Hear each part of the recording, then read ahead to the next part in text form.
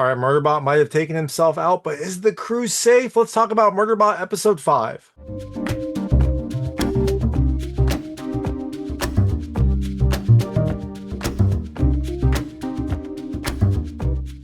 Hey everyone, it's David Stark from Watcher Pass. I'm here to talk about Murderbot Episode 5, Rogue War Tracker Infinite, which comes to Apple TV Plus on June 6, 2025. It is the 5th episode in Murderbot. The series is getting going, and I'm really enjoying it. My hot take is I really like this episode. I think you should watch it. I think the series is starting to grow on me. I didn't love the first 2 episodes. It's been getting better and better ever since. I really like this episode. I love the humor. I love the effects and introduce some new elements that I am excited to see where they go. So I am now on board with Murderbot. I'm enjoying it. I'm excited to see what the next few episodes bring. But right now, let's talk about episode 5. I'm going to tell you a little about the episode, a few things I like, a few things I didn't like, and then really quickly go into a recap. So as you can imagine, there will be spoilers in the recap section. If you don't know what happens in this episode, and you might not, there are some surprises. There's always some surprises in Murderbot. There are some surprises here. I would turn off when I get to the recap. Before that, though, I'll keep it vague. I'll keep it spoiler free. Let you know when I get to those spoilers. So, in Murderbot episode 5, it continues right after what happened in Murderbot episode 4. Remember, in episode 4, at the end of episode 4, Murderbot had shot himself, prevent himself from killing the crew. He was infected with an override unit that was going to make him do the bidding of whoever was controlling. That meant killing the crew and blaming the sec unit. So, he did what he could. He shot himself to prevent that from happening. And now we get to see what happens. We get to see if he kept the crew safe or maybe he just delayed the danger. So, things I liked about this episode. The first, I still love the cast. It's a great cast. And maybe that cast changes a little bit in this episode, which is fun. It was fun to see. The second thing I love the effects. Still great effects. I mean, I love the look of this series. It feels near sci-fi. I love the minimalist space look and the bright colors. And there aren't a ton of effects here, but there are some, especially when they're trying to help Murderbot, when they're trying to make sure he's okay, and also for some of the big things that happen towards the end of the episode. The third thing I love the humor. I like the humor a lot. It was funny this time. I'm liking how the crew is interacting with Murderbot. It introduces some new stuff in this that makes those interactions really fun. I definitely chuckled at this episode. I chuckled at this a lot more. And the internal monologue is starting to grow on me, so I am just enjoying the humor a lot more. Maybe I just need to get used to it. I don't know. And the last thing I love the new elements. There's some new elements that get introduced here. I'm not going to go into them right now. I'll go into the recap, but there are some new elements that should make the next few episodes very interesting. So that being said, things I didn't love as much. The first, still a shorter episode. I guess this is just the length of Murderbot, and I'm going to have to get used to it. But the first episodes are 30 minutes.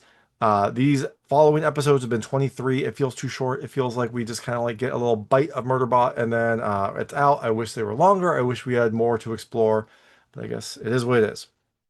And the second thing I didn't love as much, no Sanctuary Moon. There's no Sanctuary Moon in this episode. That is probably my favorite thing about this series, and we get none of it. So, all that being said, Murderbot Episode 5 comes to Apple TV Plus on June 6, 2025. Like I said, I think you should watch it. I really enjoy this series. I think you should catch up now because I think there's like 2 episodes or 3 episodes left. So, make sure to get up to date so that you can keep following along and enjoy the ride. So, if you check it out, let me know what you think. Let me know what you liked and didn't like. I'd love to hear it. And I'm going to really quickly go into a recap right now. So if you don't know what happened in this episode, I would turn it off now because there will be spoilers.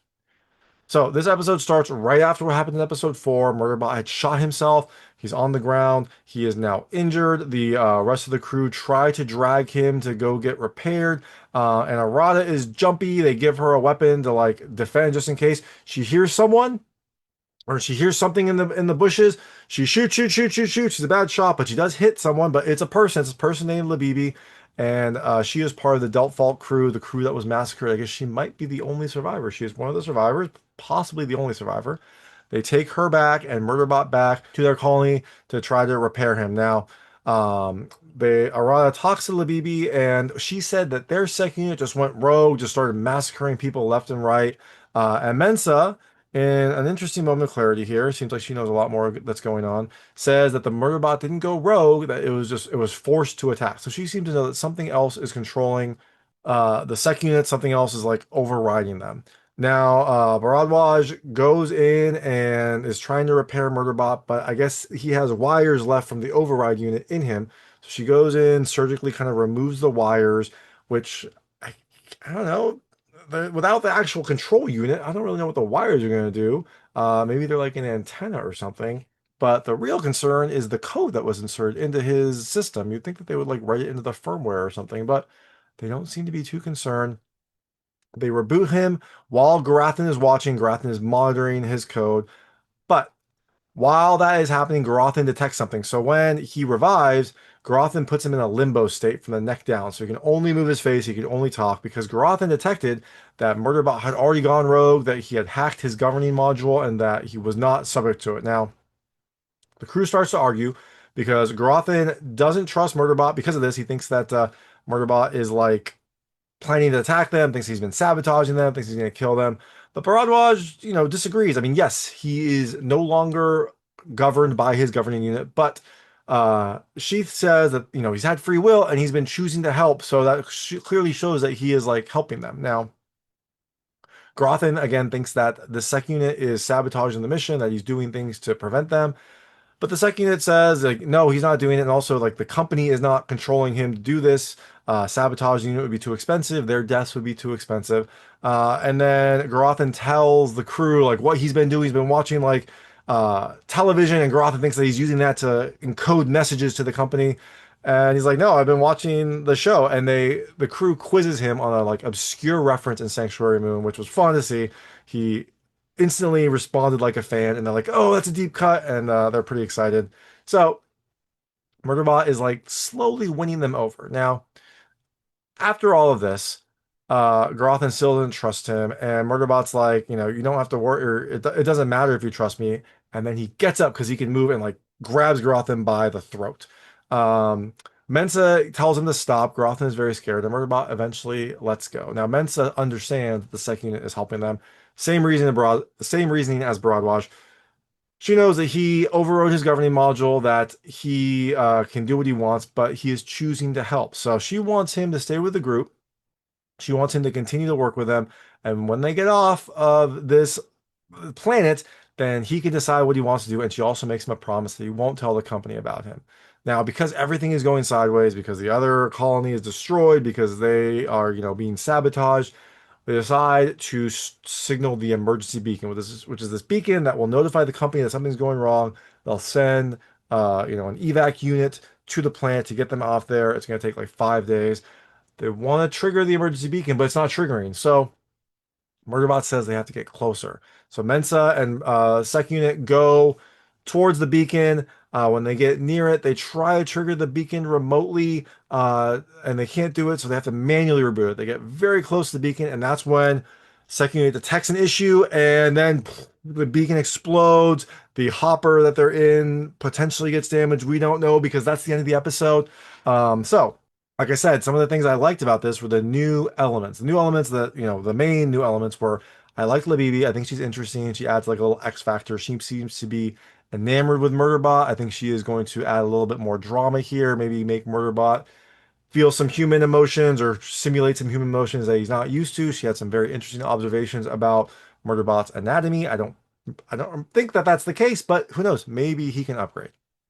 And the other new element is that now the crew knows that Murderbot is no longer under the governing unit, so he can kind of like do what he wants and interacts with them a little bit more freely because of this. He doesn't have to pretend like he is listening to them. Now he can interact with them, on a more equal footing, still in that weird robot, not understanding way, but he does have some conversations with them that seem like he is going to start to become maybe part of the crew.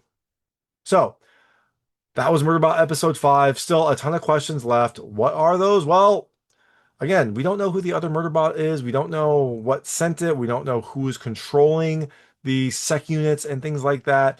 We know that something is happening. We know that someone seems to be working against the company. It feels like maybe they are trying to undermine the company by hurting their colonies and causing their sec units to turn. Maybe hurt the company's value. Maybe like undermine their authority. Something like that.